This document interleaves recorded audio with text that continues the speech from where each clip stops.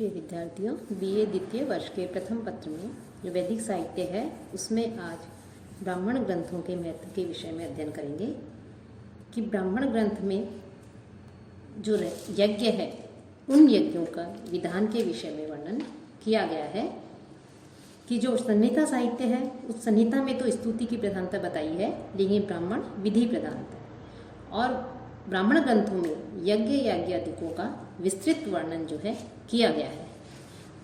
मंत्राणाम स्तुति निंदा व्याख्यान विनियोग ग्रंथों ब्राह्मणम, इस सूक्त के अनुसार कि जो ब्राह्मण ग्रंथ है उन ब्राह्मण ग्रंथों में मंत्रों का निर्वचन के साथ साथ स्तुति, निंदा, व्याख्या एवं विनियोग आदि होते हैं।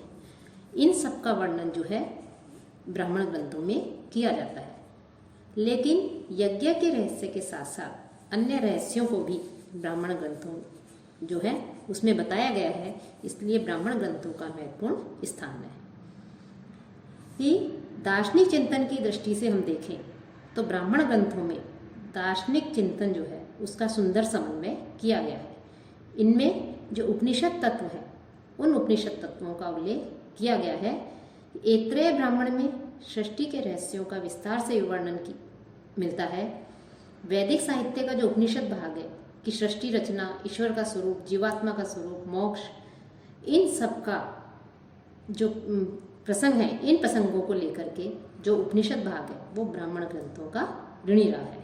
और गोपथ ब्राह्मण में वेदांत जो तत्व है उस वेदांत तत्व का सुंदर वर्णन किया गया है। शतपथ ब्राह्मण में भी सृष्टि रचना के रहस्यों का जो है उसका वर्णन हमें मिलता है। वस्तुतः दार्शनिक अनुचिंतन के महत्व को यदि हमें जानना है, दार्शनिक चिंतन के विषय में यदि हम अध्ययन करना चाहते हैं, उसके विषय में ज्ञान प्राप्त करना चाहते हैं, तो ब्राह्मण ग्रंथों के अतिरिक्त अन्य कोई ग्रंथ नहीं है जिसके द्वारा हम इस प्रकार से जो है ज्ञान प्राप्त कर सकें। वस्तुतः ब्राह्मण ग्रंथ वैदिक साहित्य की अमूल्य निधि है।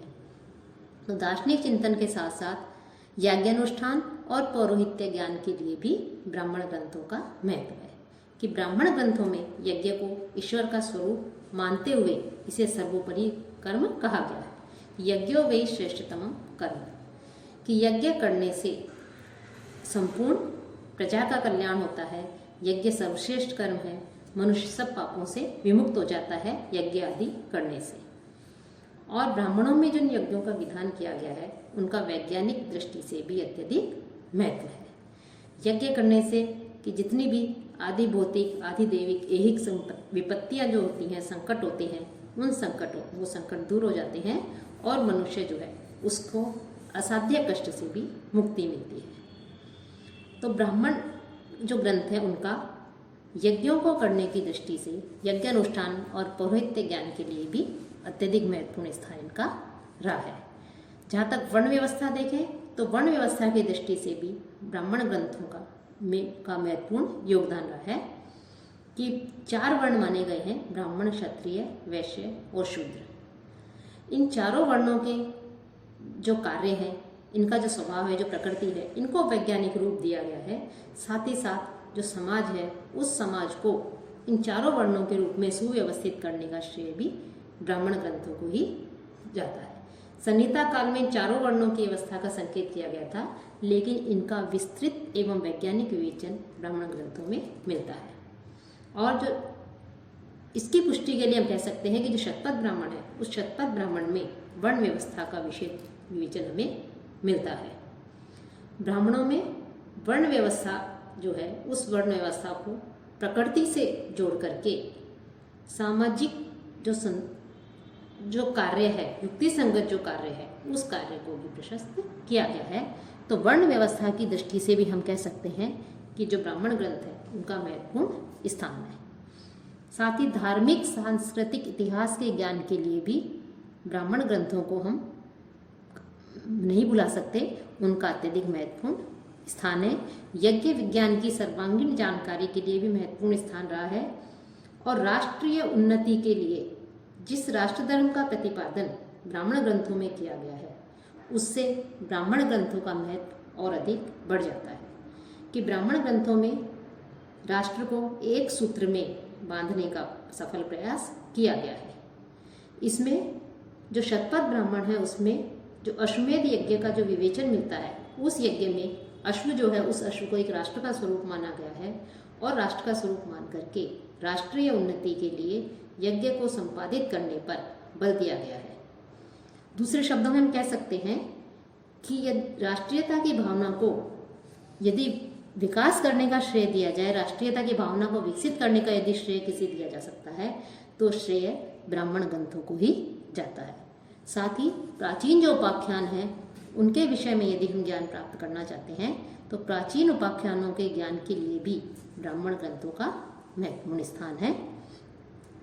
साथ ही साथ गृहस्थ आश्रम की दृष्टि से भी ब्राह्मण ग्रंथों का महत्वपूर्ण स्थान रहा है कि गृहस्थ आश्रम के समस्त विधि विधानों का इसमें वर्णन किया गया है। गृहस्थ जीवन को सरस बनाने का, पवित्र बनाने का कार्य ब्राह्मण ग्रंथों ने किया है कि चारों आश्रमों का संबंध गृहस्थ आश्रम से जोड़ करके गृहस्थ आश्रम की महिमा को स्पष्टतः प्रतिपादन जो है हमें तैत्तिरीय ब्राह्मण में मिलता है। साथ ही शतपथ ब्राह्मण में भी गृहस्थ आश्रम का विस्तार पूर्वक विवरण किया गया है। तो जहाँ वर्ण व्यवस्था की दृष्टि से ब्राह्मण ग्रंथों का महत्वपूर्ण स्थान है, वैसे ही आश्रम व्यवस्था की दृष्टि से भी हम देखें तो ब्राह्मण ग्रंथों का जो है महत्वपूर्ण स्थान रहा है। और मुख्य रूप से जो गृहस्थ आश्रम है, उस गृहस्थ आश्रम का विस्तृत विवेचन हमें ब्राह्मण ग्रंथों में मिलता है। साथ ही साथ जो ऐतिहासिक घटनाएं हैं, उन घटनाओं की दृष्टि से भी ब्राह्मण ग्रंथों के महत्व को अस्वीकार नहीं किया जा सकता कि ब्राह्मण ग्रंथों में अनेक राजाओं, ऋषियों, देवताओं के जो ऐतिहासिक स्वरूप है उसका विस्तृत विवेचन हमें प्राप्त होता है कि जैसे कद्रु वनिता, पुरुरवा उर्वशी, इन सब का वर्णन शतपथ ब्राह्मण में हमें विस्तार से मिलता है। ब्राह्मण ग्रंथों में अनेक ऐतिहासिक आख्यान मिले हैं। उन आख्यानों के आधार पर ही हमारे जो अनेक कवि हुए हैं, महाकवि हुए हैं, साहित्यकार हुए हैं, उन्होंने अनेक नाटकों की, काव्यों की और महाकाव्यों की भी रचनाएं की हैं। तो ऐतिहासिक ज्ञान के लिए भी यदि हम ऐतिहासिक ज्ञान प्राप्त करना चाहते हैं, ऐतिहासिक घटनाओं की दृष्टि से भी जो है वेदों में संकेत रूप में बताया जो दिया गया है, उन्हीं को शतपथ ब्राह्मण आदि में, अन्य ब्राह्मण ग्रंथों में विस्तार से जो है वर्णन किया है और उन्हीं को आधार मान करके अनेक नाटकों, काव्यों, महाकाव्यों की आगे जो रचनाएं की गई हैं महाकवियों के द्वारा, इस दृष्टि से भी ब्राह्मण ग्रंथ जो है अत्यधिक महत्वपूर्ण है। और जो ब्राह्मण ग्रंथ हैं, उन ब्राह्मण ग्रंथों में यज्ञ विधि विधान के लिए, ऋत्विजों के कार्य संपादन और शास्त्रार्थ के तत्व को जानने के लिए भी, यज्ञ विज्ञान की सर्वांगीण जानकारी प्राप्त करने के लिए, प्राचीन यज्ञ परंपरा को जानने के लिए, मंत्रों के विनियोग के द्वारा जो तत्व हैं उन तत्वों के रहस्यों को जानने के लिए भी आवश्यक है। साथ ही विभिन्न प्रकार के शास्त्रों एवं विज्ञान की पृष्ठभूमि के रूप में भी हम ब्राह्मण साहित्य के महत्व को जो है नकार नहीं सकते, अस्वीकार नहीं कर सकते। और हमारा जो भारतीय धर्म दर्शन है, उस भारतीय धर्म दर्शन के इतिहास को जानने के लिए, उसके परंपरा का क्या परंपरा रही है धर्म दर्शन की हमारी, उस परंपरा के इतिहास को जानने के लिए भी ब्राह्मण ग्रंथ जो है महत्वपूर्ण है।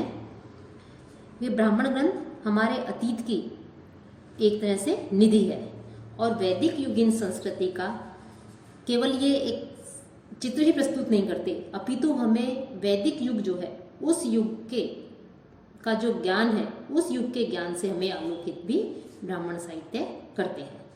और ब्राह्मण साहित्य का जो प्रभाव है वो केवल संस्कृत साहित्य के ग्रंथों पर ही नहीं पड़ा है, अपितु अन्य भाषा के ग्रंथों पर भी इसका प्रभाव हमें देखा जा सकता है। और साहित्य के अलावा धर्मशास्त्र के ऊपर भी ब्राह्मण साहित्य का या ब्राह्मण ग्रंथों का हमें व्यापक प्रभाव दिखाई देता है। वस्तुतः वेद जो है, उस वेदों के स्वरूप को यदि हम विस्तार से जानना चाहते हैं तो उस विस्तार से जानने के लिए जो ब्राह्मण ग्रंथ हैं, उन ब्राह्मण ग्रंथों को जानना आवश्यक है। और ब्राह्मण ग्रंथों में सरल भाषा, स्पष्ट शैली का प्रयोग किया गया है। इस कारण से जो वेद के जो रहस्य हैं, उस वेद के रहस्य को आसानी से जो जनमानस है, जो मनुष्य हैं, वो आसानी से उसे समझ सकते हैं।